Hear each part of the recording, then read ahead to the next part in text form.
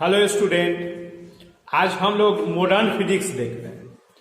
तो देखिए, modern physics बाकी फिजिक्स का नाम जो है उसके कैरेक्टर पर डिपेंड करता है। अब जैसे इलेक्ट्रोस्टैट, करंट, हीट, साउंड, ये सब क्या है उसके कैरेक्टर पर डिपेंड कर रहा है। और ये मॉडर्न फिजिक्स मतलब नया फिजिक्स, इसका कोई मतलब कैरेक्टर पर डायरेक्टली डिपेंड नहीं करता है। मॉडर्न नया फिजिक्स, तो नया फिजिक्स का शुरुआत कहां से हुआ है, कैसे हुआ है, हम लोग इस पर विचार करें और पहले देखते हैं इसका क्या है सिलेबस। और सिलेबस हम लोग देख लेंगे और उसके बाद फिर स्ट्रेट फॉरवर्ड जो जो होगा सिलेबस में उसे स्टडी करेंगे। तो हम लोग वही मॉडर्न फिजिक्स में पहले इसका क्या है सिलेबस, आइए देखते हैं। मतलब मॉडर्न फिजिक्स, इसका आपका हो गया बायोडाटा, जैसे आदमी का जानते हो वैसे ही इस फिजिक्स का क्या क्या हम लोग को ये स्टडी कर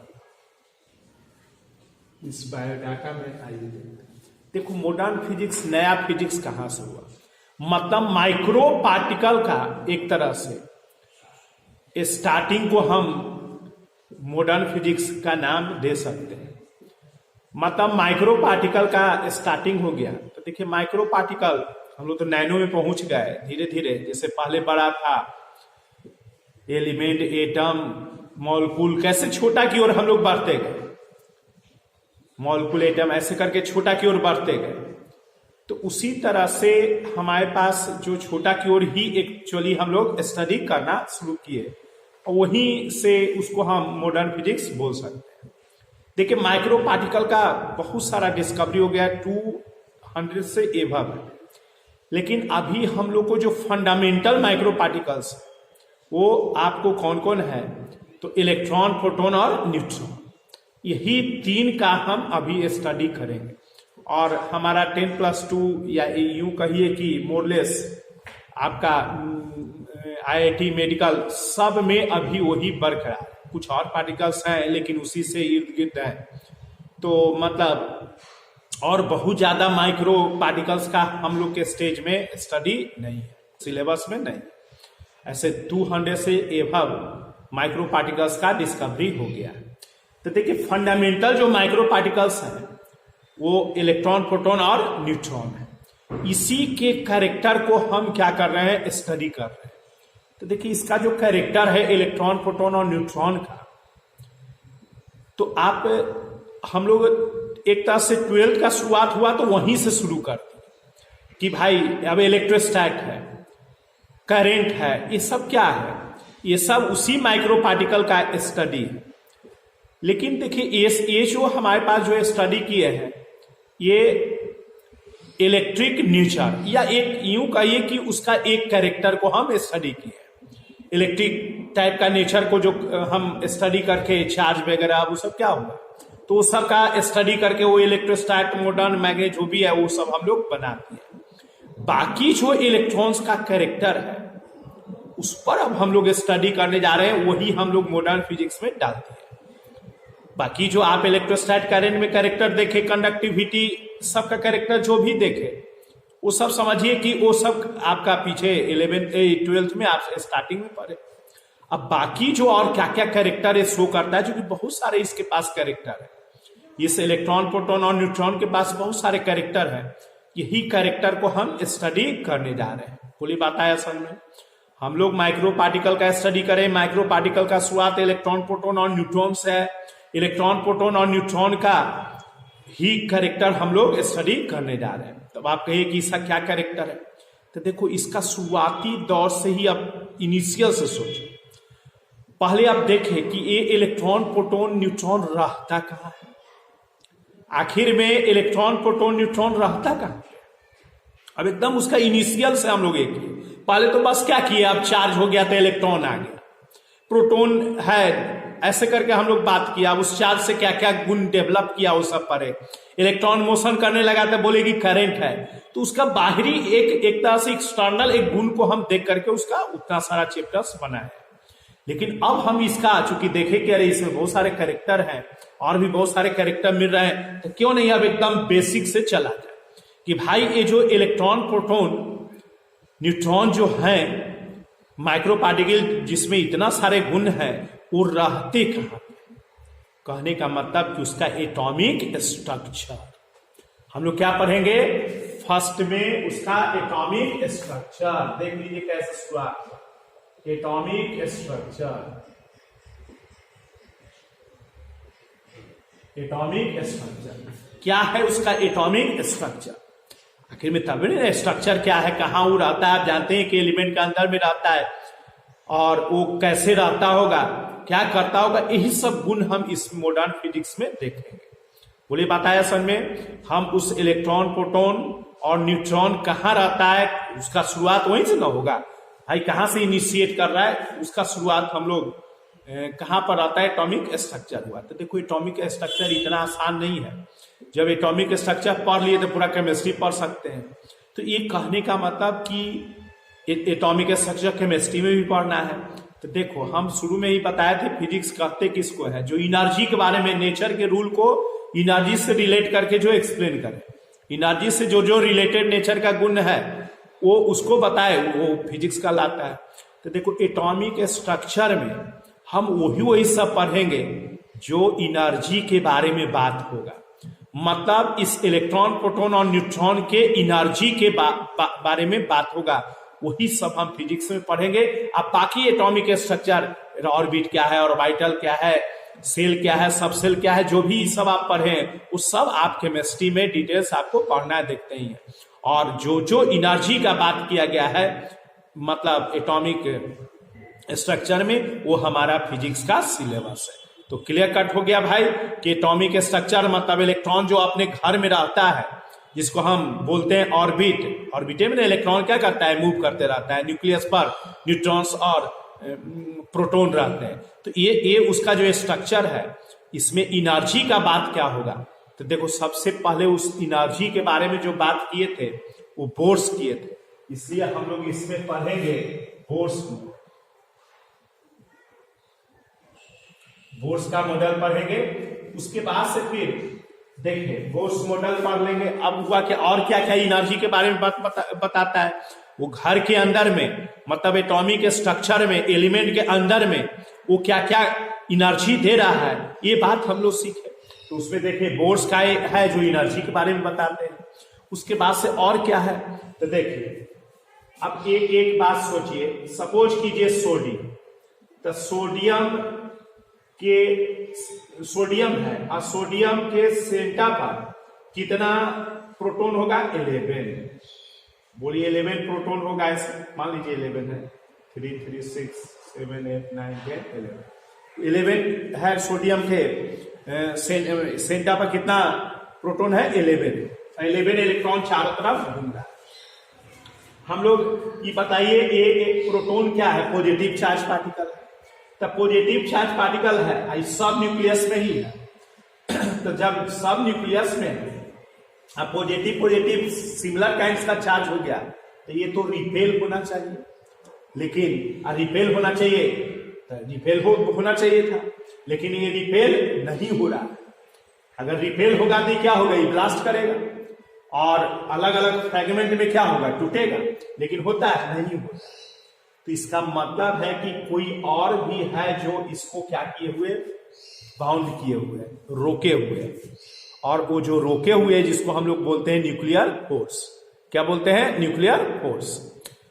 अब देखो ज्यादा एटॉमिक नंबर बढ़ जाने से, ज्यादा एटॉमिक नंबर बढ़ेगा तो ज्यादा, मान लो 80 गो ऐसे 90 गो प्रोटॉन हो जाएगा, तो इलेक्ट्रोस्टैटिक जो रिपल्सन है वो ज्यादा मजबूत हो जाता है न्यूक्लियर फोर्स से, तो जिसके कारण ये क्या होता है, ब्लास्ट करने लगता है। तो ऐसा जो एलिमेंट होता है उसको हम लोग बोलते हैं रेडियो एक्टिव एलिमेंट, और वो रेडियो एक्टिव एलिमेंट होता है और वो ब्लास्ट करके क्या होता है, एनर्जी देता है और तरह तरह का आपका एलिमेंट में टूटता है। तो हम वही उसमें क्या पढ़ेंगे, रेडियो एक्टिविटी पढ़ेंगे। बुरी बात है सर में, कम एटॉमिक नंबर मतलब कम प्रोटॉन रहने के कारण न्यूक्लियर फोर्स ज्यादा ताकतवर होता है इलेक्ट्रोस्टैटिक फोर्स से, इसलिए एक मतलब कंबाइंड फॉर्म में रहता है, इसलिए ब्लास्ट नहीं करता। लेकिन ज्यादा एटॉमिक नंबर मतलब ज्यादा प्रोटॉन का संख्या हो जाने से न्यूक्लियर फोर्स कमजोर हो जाता है इलेक्ट्रोस्टैटिक फोर्स से, इसलिए ये डिसइंटीग्रेट ब्लास्ट होने लगता है। ब्लास्ट होकर के नए नए एलिमेंट में फॉर्म करता है और एनर्जी देता है। और ऐसे एलिमेंट को जो ब्लास्ट करे तो उसको हम लोग बोलते हैं रेडियो एक्टिव एलिमेंट। तो वही हम लोग को पढ़ना है उसमें, रेडियो एक्टिविटी।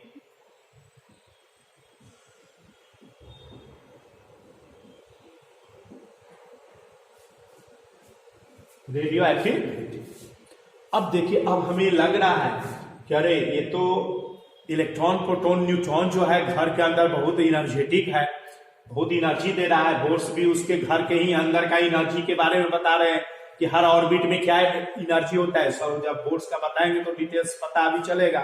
उसके बाद रेडियो एक्टिविटी में भी वही बात हो रहा है कि ज्यादा एटॉमिक नंबर होने पर ये ब्लास्ट करके और तरह तरह का एलिमेंट में बदल करके और एनर्जी दे रहा है। उसके बाद और भी अगर बात हम करें तो देखिए एटॉमिक बम, एटॉमिक बम कैसे बनता है? तो एटॉमिक बम में भी क्या होता है, आपका न्यूक्लियर रिएक्शन ही होता है। अरे एक बात समझ में, मतलब न्यूक्लियर रिएक्शन करके देखो, बम रखा रहता है, ब्लास्ट करता है, कुछ पहले से पता चलता है, पहले से ठोक ठाक करते हो, कुछ करते हो नहीं करते हो, आग लगाते हो नहीं लगाते हो, लेकिन ऐसे ही रखा हुआ है, ब्लास्ट कर गया। तो सोचो उसके अंदर में मतलब वो अपने घर में ही कैसा रिएक्ट करता है और कितना अधिक एनर्जी देता है, जो आप समझ सकते हैं कि पूरे विश्व को खत्म कर सकता है। तो वही हमारे पास न्यूक्लियर रिएक्शन एक तरह से हम नाम देते हैं, जिसमें फिजन फ्यूजन ये सब के बारे में हम लोग को न्यूक्लियर रिएक्टर वगैरह सब के बारे में पढ़ना होगा। ऐसा नहीं कि बम का मतलब होता है कि डिस्ट्रॉय ही काम में करे, वो मतलब पॉजिटिव वर्क में भी उसका हम लोग यूज करते हैं, उससे इलेक्ट्रिसिटी वगैरह सब हम लोग क्या करते हैं, प्रोड्यूस करते हैं। और आप समझ रहे हैं कि इलेक्ट्रिसिटी हमारे लाइफ के लिए कितना इंपॉर्टेंट है।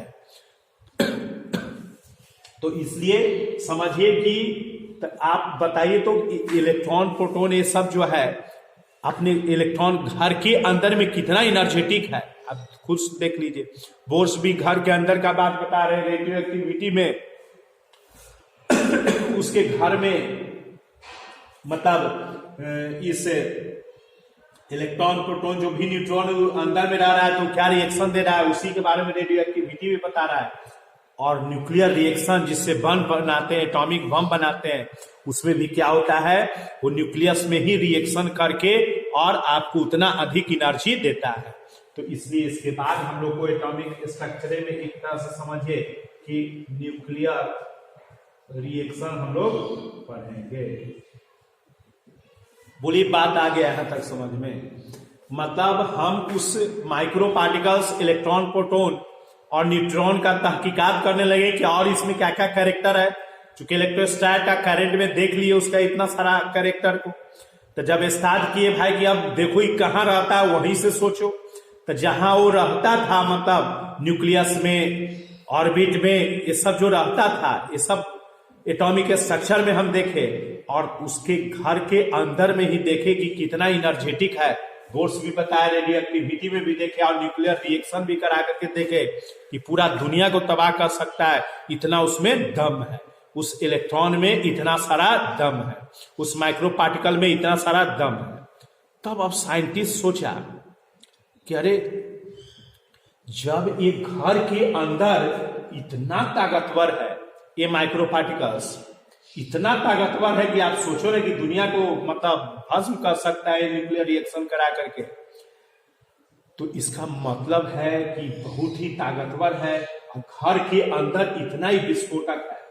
तो अब सोचो कि घर से बाहर का बात सोचने लगा साइंटिस्ट कि इस इलेक्ट्रॉन को बाहर निकाल के अब देखते हैं क्या ये एनर्जेटिक रहता है या नहीं। घर के अंदर देखो ये कैसा तबाही है, कितना स्ट्रांग है।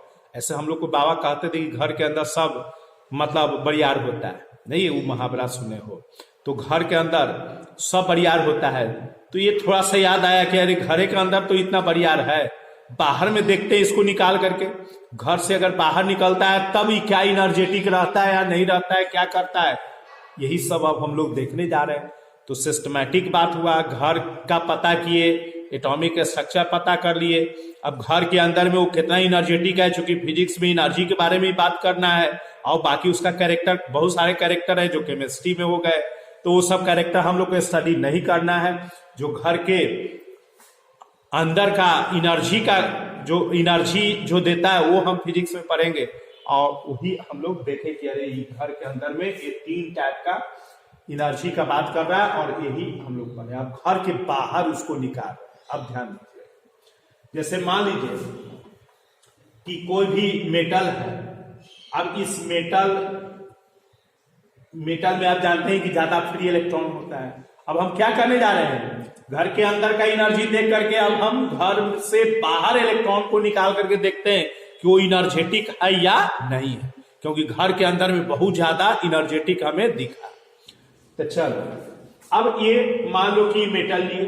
अब इस मेटल में आप जानते हो कि बहुत ज्यादा फ्री इलेक्ट्रॉन्स होते हैं, और फ्री इलेक्ट्रॉन्स होते हैं, उसके बाद से फिर आपका फ्री इलेक्ट्रॉन है, ज्यादा फ्री इलेक्ट्रॉन्स रहते हैं।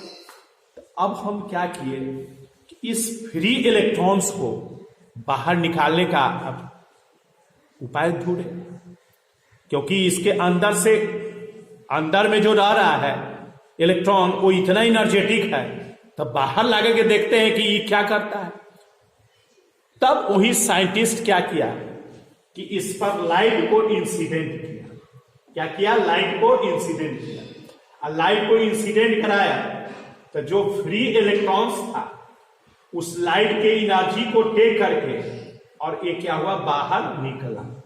तब बाहर निकला, इसी घटना को हम कहते हैं फोटो इलेक्ट्रिक इफेक्ट। लेकिन सब याद हो गया। फोटो इलेक्ट्रिक इफेक्ट में क्या है कि किसी भी मेटल के सरफेस पर अगर लाइट को इंसिडेंट कराते हैं, और लाइट का एनर्जी जिसको हम फोटोन बोलते हैं, उस फोटोन को टेक करके इलेक्ट्रॉन बाहर चला आता है, तो इसी फिनोमेना को हम कहते हैं फोटो इलेक्ट्रिक इफेक्ट। और ये जो बाहर आता है फोटो इलेक्ट्रॉन, इस इलेक्ट्रॉन को हम क्या करते हैं, इससे हम क्या बनाते हैं, इससे हम इलेक्ट्रिसिटी बनाते हैं। तो कहने का मतलब कि बाहर आने पर भी ये क्या रहा, एनर्जेटिक रहा। इसलिए इसके बाद हमारे पास पढ़ना है photo electric effect. Photo electric effect, photo electric effect. इसके बाद हम लोग को क्या पढ़ना है, फोटो इलेक्ट्रिक इफेक्ट। मतलब एक घर के अंदर का एनर्जी, एक घर से बाहर इलेक्ट्रॉन को लाने पर एनर्जी। अब देखो, मेन जो बदमाश था इलेक्ट्रॉन का, उसको था अभी बदमाश बोल रहे हैं, आतंकवादी बोल रहे हैं। तो वो आतंकवादी, मेन आतंकवादी तो अंदर में रहता है, देखते ही। बाहर में तो उसका चमचा सब है, करवान वगैरह है, गेट कीपर जो भी है वो सब, बॉडीगार्ड वगैरह वो सब है। मतलब जो आउटर मोस्ट ऑर्बिट में सब इलेक्ट्रॉन है उसको हम बॉडीगार्ड हम लोग मान रहे हैं। उसको तो आप बाहर निकाल दिए तो ये फोटो इलेक्ट्रिक इफेक्ट हो गया। लेकिन जो अंदर में मेन डॉन है, उस मेन इलेक्ट्रॉन, अंदर वाले इलेक्ट्रॉन को जो स्टेबल रूप में है, उसको हम बाहर निकालने का उपाय ढूंढने लगे। और जानते उसी को हम बाहर निकाले, तो उसको जब बाहर निकाले तो वही एक्सरे बन गया। मतलब कि इनर मोस्ट ऑर्बिट से इलेक्ट्रॉन को जब हम बाहर निकालते हैं तो उसी से क्या बन जाता है, एक्सरे। अरे बात में बताएंगे उसको कैसे, कोई घर में आतंकवादी घुस जाता है तो कैसे रेस्क्यू ऑपरेशन चलाते हैं। तो उसी टाइप का समझो कि ये बैठाया हुआ है मॉडर्न फिजिक्स का, ये सब एकदम जैसे वो इवेंट होता है, उसी इवेंट पर हम लोग इसको भी देखेंगे और एकदम याद हो जाएगा। क्योंकि देखो इधर लिटरेचर टाइप का है, किस्सा कहानी की तरह है आपके सिलेबस में, और डेरिवेशन कम है लैंग्वेज के रिस्पेक्ट में, तो इसलिए इसको समझना है तो अपने से भी आप बना करके लिख सकते हैं। तो इसलिए घर के अंदर हम इलेक्ट्रॉन को निकाल रहे थे तो आउटर मोस्ट ऑर्बिट से, मतलब जो बॉडीगार्ड है उसको बाहर निकाले तो फोटो इलेक्ट्रिक इफेक्ट हो गया, और जो अंदर में डॉन बैठा हुआ था उस डॉन को बाहर निकाले, मतलब इनर मोस्ट ऑर्बिट वाले इलेक्ट्रॉन को जब बाहर निकाले तो उसी से एक्सरे बन गया। तो इसलिए इसके बाद हम लोग को पढ़ना है एक्स रे।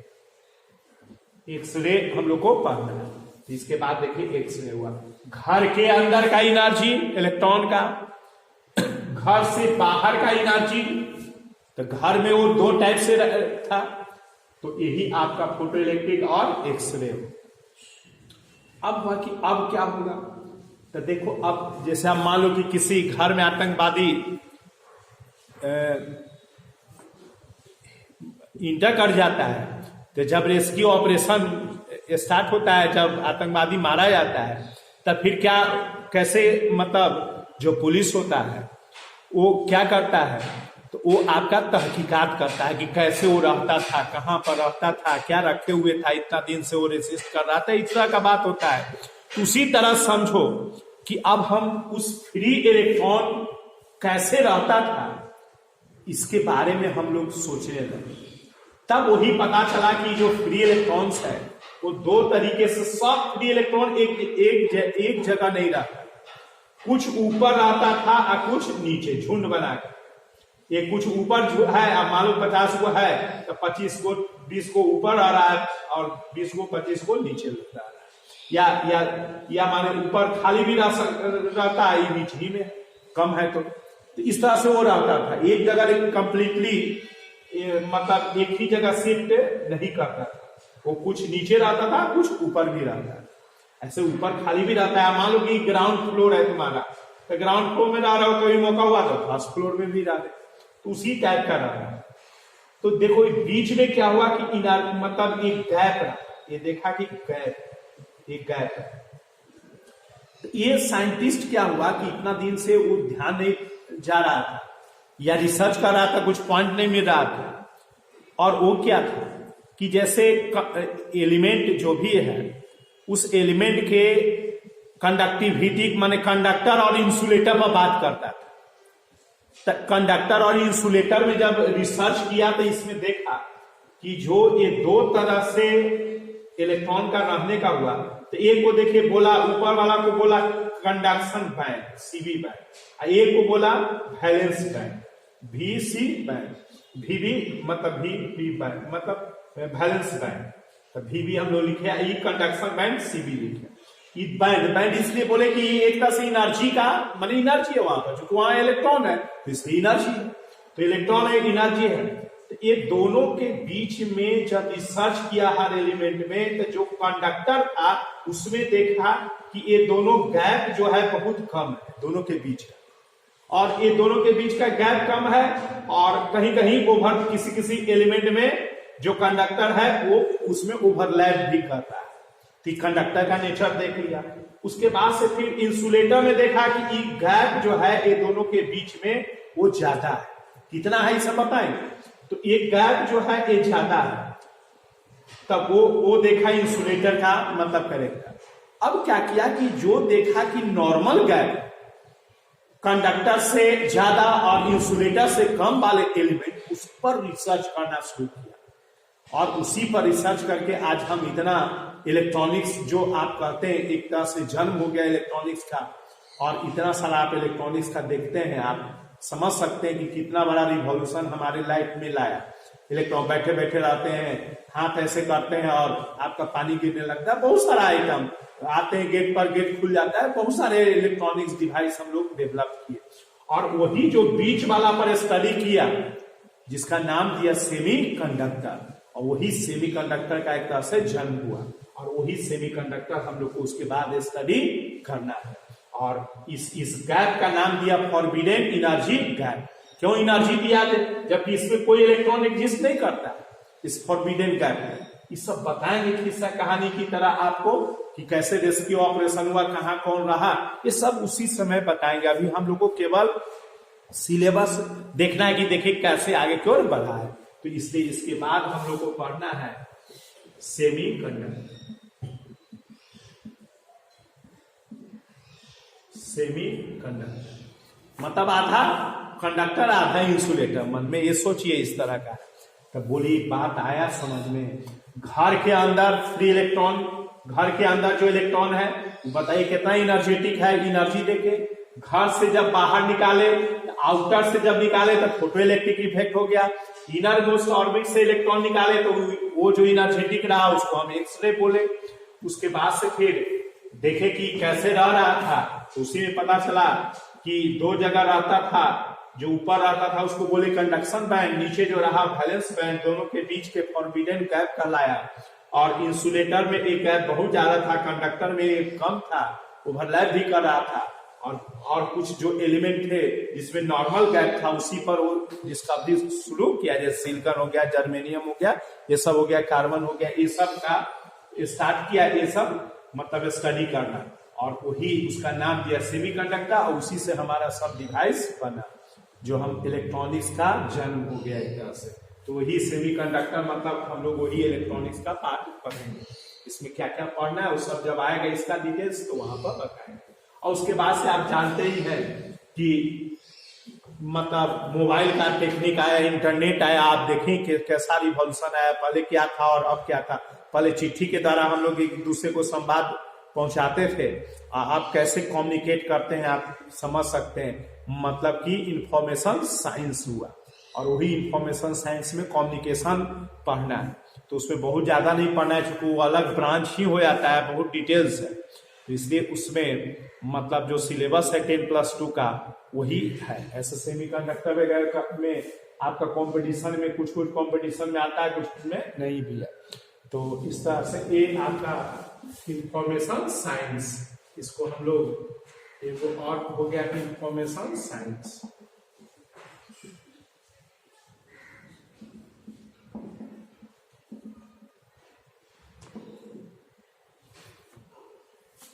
इंफॉर्मेशन साइंस वही एक कम्युनिकेशन, यही आपका मॉडर्न का सिलेबस। और इसी को अब हम लोग स्टडी करेंगे। तो पहले अब पढ़ने जा रहे हैं बोर्स मॉडल। बोर्स मॉडल पढ़ेंगे तब फिर ये सब आसान है, आप पीछे भी क्लास में पढ़े होंगे, अपने से भी पढ़ लेंगे, केमिस्ट्री में भी पढ़ सकते हैं। तो फिर फोटो इलेक्ट्रिक एक्सरे सब बता देंगे, सेमीकंडक्टर खत्म हो जाएगा 3-4 क्लास। तो अब इसको सबको रट लेना है, फिर आगे का बात होगा। तो ये हम लोगों का, आइए आप देखते हैं बोर्स मॉडल का बात सोचते।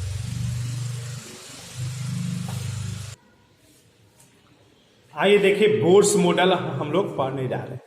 देखिए उसका पॉइंट सब हम पहले हम बताए थे हैं, फिर इसमें आपका लिखा हुआ है जो स्क्रीन पर आपका आ जाएगा सब। पॉस्टुलेट क्या है, वेरी वेरी इंपॉर्टेंट है बोर्ड के लिए, और कंपटीशन के लिए तो सब पढ़ना ही है। तो बोर्ड के लिए ये सब आता है लिखने के लिए। तो बोर्स मॉडल में देखिए पहले बोर्स मॉडल बोर्स साइंटिस्ट का नाम है, ये कैसे आया इसके बारे में थोड़ा सा हम बात करें, तब फिर बोर्स मॉडल पर आएंगे। देखिए रदरफोर्ड के स्टूडेंट थे बोर्स। रदरफोर्ड क्या बताए थे कि इलेक्ट्रॉन जो है वो सर्कुलर पाथ में मूव करता है। मतलब इलेक्ट्रॉन सर्कुलर पाथ मतलब ऑर्बिट में मूव करते रहता है, ऐसा बात बताए थे। क्या बताए थे रदरफोर्ड कि इलेक्ट्रॉन ऑर्बिट में हमेशा मतलब मूव करते रहता है, ऐसा बात रदरफोर्ड बताया। और उसी समय मैक्सवेल का एक एक्सपेरिमेंट आया था जो थियोरिटिकली और एक्सपेरिमेंटली दोनों तरह से प्रूफ था। क्या था कि वो मतलब मैक्सवेल ये बताए थे रिसर्च करके कि कोई भी चार्ज पार्टिकल अगर सर्कुलर पाथ में मूव करता है तो उसमें एनर्जी का रेडिएशन होता है। एनर्जी का क्या होता है, रेडिएशन होता है। मैक्सवेल का क्या था कि कोई भी चार्ज पार्टिकल अगर सर्कुलर पाथ में मूव करता है तो उसमें एनर्जी का क्या होता है, रेडिएशन होता है। और रदरफोर्ड बोल रहे थे कि इलेक्ट्रॉन जो है वो सर्कुलर पाथ में हमेशा मूव करते रहता है। तो दोनों बात को अगर मिलाया जाए तो एक दूसरे को कंट्राडिक्ट कर रहा है, क्योंकि अगर कोई चार्ज पार्टिकल सर्कुलर पाथ में मूव करे और एनर्जी का रेडिएशन हो तो उसका सर्कुलर पाथ धीरे धीरे क्या होगा, छोटा होते जाएगा। एनर्जी का जब रेडिएशन होगा तो उसके पास एनर्जी कम रहेगा तो उसका मोशन क्या होगा, कम होगा। तो उसका एनर्जी कमते जाएगा, तो ऐसे ऐसे सर्कुलर पाथ कमते जाएगा, छोटा होते जाएगा, और एक समय ऐसा आएगा जो न्यूक्लियस में गिर जाएगा। मतलब मैक्सवेल के थ्योरी को अगर मिलान करे तो ऐसा बात होता है, लेकिन ऐसा तो होता नहीं। पूरी बात है समझ में। और रदरफोर्ड बोल रहे हैं कि इलेक्ट्रॉन हमेशा मूव करते रहता है सर्कुलर पाथ में। ये दोनों में कंट्राडिक्शन हुआ। तब बोर्स क्या किए कि ये दोनों पॉइंट को ऑब्जर्व करके एक फाइनली पॉइंट बताए। क्या सुनिए, बोर्स बताए कि देखिए इलेक्ट्रॉन जो है वो हमेशा मूव करता है एक ऑर्बिट। रदरफोर्ड केवल ही बोल देते कि एक ऑर्बिट में ही मूव करता है, बाकी ऑर्बिट में हमेशा मूव नहीं करते रहता है, तो हो जाता सही, क्योंकि बाकी सब ऑर्बिट में एनर्जी का रेडिएशन होता है और एनर्जी के रेडिएशन होने से वो सबसे नीचे वाला ऑर्बिट में चला आता है। तो ये मैक्सवेल का भी सही हो गया कि भाई एनर्जी का रेडिएशन हो रहा है। तो ही सब को बोर्स पता किए और बोर्स क्या बताए सो सुनिए। बोर्स बताए कि इलेक्ट्रॉन हमेशा ग्राउंड स्टेट में मूव करते रहता है। जैसे ग्राउंड स्टेट, ग्राउंड है सबसे जो लोएस्ट है, उसको हम लोग क्या कर रहे हैं, ग्राउंड स्टेट बोलते हैं। तो ग्राउंड स्टेट में कोई एनर्जी का रेडिएशन नहीं होता और उसी में हमेशा इलेक्ट्रॉन मूव करते रहता है। बोली बात आया समझ में? तो दोनों का बात हो गया।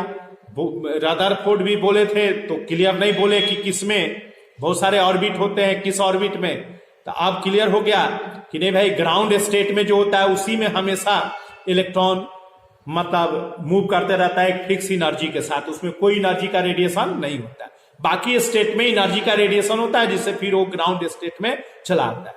ये मैक्सवेल का भी बात हो गया कि भाई चार्ज पार्टिकल, जो कि इलेक्ट्रॉन चार्ज पार्टिकल है, तो ये चार्ज पार्टिकल अगर सर्कुलर पाथ में मूव कर रहा था, एनर्जी का रेडिएशन होता है तो हुआ, तब ने ग्राउंड में आ गया। मतलब ग्राउंड में कोई एनर्जी का रेडिएशन नहीं होता है। और वही बात आपको बोर्स बताए। तो देखिए वही लिखे हैं, देखिए लिखे हैं पहला कि electron rotates around the nucleus in circular path called orbit, ये जानते ही है। दूसरा में लिखे हैं कि electron rotates some fixed orbit in which it does not emits any radiation, this orbit is called stationary orbit या ग्राउंड स्टेट। मतलब ग्राउंड स्टेट में कोई एनर्जी का रेडिएशन नहीं होता है। पूरे पूरा अच्छा से आ गया समझ में? बोर्स का मॉडल में ये बताया गया है। रदरफोर्ड में सब क्लियर नहीं था, वो बस खाली बोल दिए कि हमेशा मूव करते रहता है ऑर्बिट। तो हमेशा नहीं मूव करते रहता है, ये ग्राउंड स्टेट में हमेशा मूव करते रहता है। और चूंकि मैक्सवेल भी बताया तो सही था कि एनर्जी का रेडिएशन होता है, तो होता ही है सेकेंड, थर्ड, फोर्थ ऑर्बिट, ये सब में एनर्जी का रेडिएशन होने के कारण ही वो ग्राउंड में चला आता है। तो एक हमारे पास हुआ। और देखिए एक इसको हम स्टेशनरी ऑर्बिट या ग्राउंड स्टेट बोलते हैं। फिर तीसरा पॉइंट है कि इलेक्ट्रॉन, अब जैसे देखिए ये सर्कुलर पाथ हो गया। आगे देखिए किसके लिए बोर्स मॉडल एप्लीकेबल है, सबके लिए नहीं है, हाइड्रोजन एटम के लिए। मतलब जिसमें एक इलेक्ट्रॉन हो, कितना हो, एक इलेक्ट्रॉन हो। तो एक इलेक्ट्रॉन वाले और कौन कौन हो सकते हैं, हीलियम प्लस, हीलियम में 2 इलेक्ट्रॉन है, प्लस हो जाएगा तो 1 इलेक्ट्रॉन बचेगा। लिथियम में 3 इलेक्ट्रॉन है तो लिथियम प्लस प्लस हो जाएगा तो 1 इलेक्ट्रॉन हो जाएगा। इसी के लिए ये सब बात बताया गया, बाकी के लिए नहीं। तो इसलिए ए एप्लीकेबल है 1 इलेक्ट्रॉन के लिए। तो देखिए ए कह रहा है कि अब ये हुआ कि इलेक्ट्रॉन चारों तरफ क्या करता है, सर्कुलर पाथ में, मतलब अब ग्राउंड का बात कर रहे हैं, ग्राउंड में सर्कुलर पाथ में हमेशा मूव करते रहता है। तो जब भाई इलेक्ट्रॉन मूव करेगा तो इसका मास को हम m लिखते हैं और इसके रेडियस को r बोलते हैं, इसके स्पीड को v लिखते हैं। और अब बताइए जब ये ग्राउंड स्टेट में ये सर्कुलर पाथ में मूव कर रहा है तो इसका मतलब है कि सेंटर के टुवार्ड्स कोई फोर्स लगेगा जिसको हम सेंटीपिटल फोर्स बोलेंगे। और वो सेंटीपिटल फोर्स कौन है, electrostatic force. Electrostatic force centripetal force होगा और उसका मैग्नीट्यूड mv²/r के बराबर होगा। बोली बात आया समझ में? चूंकि जैसे ही जाना साइंटिस्ट कि सर्कुलर पाथ में मूव कर रहा है तो हम उससे एक रिलेशन और बना सकते हैं, क्योंकि सर्कुलर पाथ में जब मूव करेगा तो ऐसे नहीं मूव करेगा। इसका मतलब है कि सेंटर के टुवार्ड्स कोई फोर्स लग रहा है, सेंटीपिटल फोर्स, क्योंकि कांस्टेंट स्पीड से मूव कर रहा है। तो जहां स्पीड कांस्टेंट हो तो यूनिफॉर्म सर्कुलर मोशन हो जाएगा, और जब यूनिफॉर्म सर्कुलर मोशन होगा तो सेंटर के टुवार्ड्स एक फोर्स लगेगा जिसको हम बोलेंगे सेंटीपिटल फोर्स। और वो सेंटीपिटल फोर्स इलेक्ट्रोस्टैटिक फोर्स होता है। तो इलेक्ट्रोस्टैटिक फोर्स मतलब हो गया, मतलब पढ़े थे हम लोग, फोर्स बराबर Q1 Q2 by 4 pi epsilon naught r²। ये पढ़े हैं। तो Q1 Q2 चार्ज, तो ई देखिए इलेक्ट्रॉन के चार्ज को ई लिखे, इलेक्ट्रॉन मूव कर रहा है और यहाँ पर सेंटर पर प्रोटॉन है, तो प्रोटॉन का भी चार्ज एक ही होता है, ई है हमारा प्रोटॉन, ये प्रोटॉन, लेकिन इसका चार्ज तो एक ही मतलब ई ही होता है, ई से लिखते हैं। अब बताओ प्रोटॉन का संख्या एक ही नहीं ना रहेगा, इलेक्ट्रॉन का संख्या एक है, प्रोटॉन का संख्या हमारा बदल जाएगा, क्योंकि देखो हाइड्रोजन में तो ठीक है एक प्रोटॉन हो गया, लेकिन हीलियम में प्रोटॉन 2 है, लिथियम में प्रोटॉन 3 है, तो इसलिए हमारा यहाँ पर टोटल चार्ज क्या हो जाएगा, Ze। जेड क्या है हमारा, एटॉमिक नंबर, जेड बराबर एटॉमिक नंबर, एटॉमिक नंबर मतलब आप समझ रहे हैं, एटॉमिक नंबर मतलब आप समझ रहे हैं नंबर ऑफ प्रोटॉन्स, तो ये देखिए नंबर ऑफ प्रोटॉन हो गया, तो ई अब पूरा चार्ज हो जाएगा, क्योंकि मान लो कि हम हीलियम प्लस का अगर ये कर रहे हैं तो वहां पर तो प्रोटॉन 2 है, तो दोनों का चार्ज होगा 100 सेंटीमीटर फोर्स में काम आएगा, वो ऐसा फोर्स लगा रहा होगा, तो इसलिए यहाँ Ze हमारा क्या हो गया, Q1 का काम कर रहा है, ई हमारा इलेक्ट्रॉन Q2 का काम कर रहा है। पूरी बात है सर में, क्यों जेड लगा है, क्योंकि प्रोटॉन का संख्या एक ही नहीं है, अगर एक ही प्रोटॉन का रहता तो ई दोनों में लिख देते, लेकिन ये प्रोटॉन का संख्या एक इलेक्ट्रॉन के लिए ही 2 और 3 है, तो उसी को 2 और 3 को रिप्रेजेंट करेगा जेड।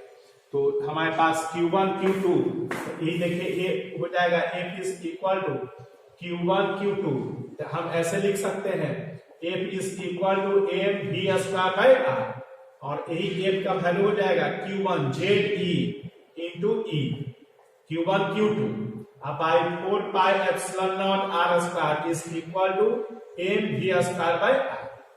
हमारा एम क्या है, मास ऑफ इलेक्ट्रॉन, देखिए ई मास ऑफ इलेक्ट्रॉन, ये speed of electron, speed of electron यही लिख दे रहे हैं, और ये हो गया मास ऑफ, ध्यान देना है, इलेक्ट्रॉन, जो हम लोग जानते हैं मास इलेक्ट्रॉन का कितना होता है, मास होता है 9.1 इंटू 10⁻³ kg, ये सब ध्यान रखना है। तो एक प्रोटॉन आपका हो गया और Ze, अब इसी को एक आर से एक आर कैंसिल हो गया, तो देखिए इसका रिलेशन आ जाएगा Ze square by 4 pi epsilon naught r is equal to m v square, एक इक्वेशन ए हो गया, एक तरह से मान लीजिए ये 1 इक्वेशन नंबर 1 हो गया। और अब देखिए ये आ गया बात समझ में, मतलब जिस स्टेशनरी ऑर्बिट में मूव कर रहा है, जिस ग्राउंड स्टेट में मूव कर रहा है, उस ग्राउंड स्टेट में सेंटीपिटल फोर्स लग रहा है, वही इसको क्या कर रहा है, मूव करा रहा है, जिसका value Ze square by 4 pi epsilon naught r is equal to m v square हो गया हमारा। अब देखिए उसके बाद का नेक्स्ट पॉइंट बताया क्या है कि in stationary orbit the angular momentum of the electron nh/2 pi के बराबर होगा। ये पॉस्टुलेट है, उनका सोचा हुआ है, डायरेक्टली ऐसा मन में माने और सही हो गया। तो दूसरे साइंटिस्ट क्या किया है, प्रूव किया है। तो इसलिए देखिए ए ऑर्बिट एंगुलर मोमेंटम, आप पढ़े थे एम वी आर को हम लोग क्या बोलते हैं, एंगुलर मोमेंटम, क्योंकि एंगुलर मोमेंटम बराबर क्या होता है, r cross p, r into मतलब लीनियर मोमेंटम, तो आर लीनियर मोमेंटम एम भी हो गया, आर हो गया, क्योंकि परपेंडिकुलर है दोनों, लीनियर मोमेंटम आर से, तो इसलिए एम भी आर डायरेक्ट लिख देंगे। तो एम भी r is equal to n h by 2 pi, n हमारा नंबर ऑफ ऑर्बिट बताता है, where n is equal to 1 2 3 4 5 ऐसे नंबर ऑफ ऑर्बिट है। तो ये आपका एच प्लैंक्स कांस्टेंट है, जिसका वैल्यू आपको हम लिख दिए हैं 6.67 इंटू 10⁻34 जूल सेकेंड, सब याद कर लेना है। तो इस स्टेशनरी ऑर्बिट में m v r is equal to NH/2 pi, ये इक्वेशन हमारा 2 है। और अब देखिए इसमें इलेक्ट्रॉन, अब ई लिखे हैं if electron is present in lower energy state, अब ई लोअर इस एनर्जी स्टेट में है, मान लो कि ग्राउंड में है, इसको ऊपर स्टेट में जाना है, तो क्या करेगा, एनर्जी को एब्जॉर्ब करेगा। आपको नीचे से ऊपर चढ़ना है सीढ़ी पर, आप एनर्जेटिक रहते हैं तभी चढ़ पाते हैं, ज्यादा आपको एनर्जी का महसूस होता है कि ऊपर चढ़ने में, मन में सोचिए ऐसा। वही बताया कि एनर्जी को एब्जॉर्ब करता है और same amount of energy then it jumps into higher state, और उसके बाद से फिर हायर स्टेट में जंप कर जाता है। इसका वैल्यू कैसे निकालते हैं, उस एब्जॉर्ब करता है तो डिफरेंस बिटवीन दो एनर्जी लेते हैं। जैसे 2 और 3 में जा रहा है तो 2 में एनर्जी जितना है 100 और 3 में एनर्जी जितना है, दोनों को घटा दीजिए, वही उसका वैल्यू आ जाएगा। और वही बताया कि any electron rotates in higher energy state से लोअर में अगर आता है, ऊपर से नीचे आता है तो क्या करता है, जंप। देखो ऊपर से नीचे आता है फटाफट सीढ़ी उतर जाते हो। इसमें एनर्जी क्या करता है, मन में सोच लो कि ये इसमें एनर्जी रिलीज करता है, और वो क्या होता है, लोअर एनर्जी इमिट करता है, उसी को रिलीज या इमिट करते हैं। और ये E2 माइनस E1 बराबर होता है, जो वही रेडिएशन के रूप में दिखाई देता है। और H E2 फ्रीक्वेंसी, H मतलब प्लैंक कांस्टेंट है, E मतलब फ्रीक्वेंसी है। ये E2 minus E1 is equal to hc by lambda भी बोल सकते हैं, ऐसे भी बोलते हैं। ये इक्वेशन हमारा 3 हो गया। अब देखिए यही तीनों इक्वेशन का हमारे पास वर्क है, और इसी से हम वर्कआउट करते हैं। क्या है सो अब देखिए, अब आप उसको निकाल करके देखिएगा, तो हम अगले क्लास में सब पूरा इसका निकालेंगे। अब क्या निकालना है, अब एक क्वेश्चन अटैच किया तो देखो हमारे पास क्या है फिजिक्स में।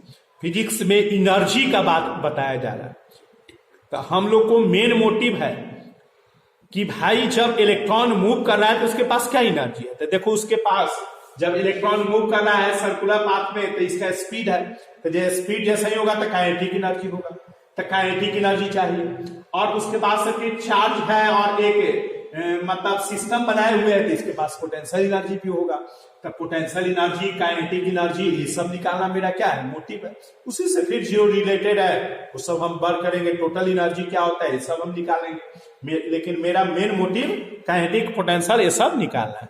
अब देखो इसमें खुद बताओ, सोचो कि ये हमारे पास काइनेटिक एनर्जी जैसे निकालना है, तो क्या चाहिए, half m v square, half m v मतलब v चाहिए, और उसके बाद पोटेंशियल एनर्जी चाहिए। तो जानबे करते हो Q1 Q2 by 4 pi epsilon not r होता है, मतलब दोनों चार्ज के बीच का डिस्टेंस। तो दोनों चार्ज के बीच का डिस्टेंस क्या है, रेडियस है, मतलब रेडियस निकालना होगा और v निकालना होगा। ये दोनों निकल जाएगा तो सब एनर्जी निकल जाएगा। तो ये दोनों कैसे निकलेगा, तो इक्वेशन 1 और 2 से देखिए सोल्व करके आप एक में क्या कीजिए, आप मान लो कि यहीं से v का वैल्यू निकाल करके इसमें पुट करो तो खाली r का वैल्यू निकल जाएगा।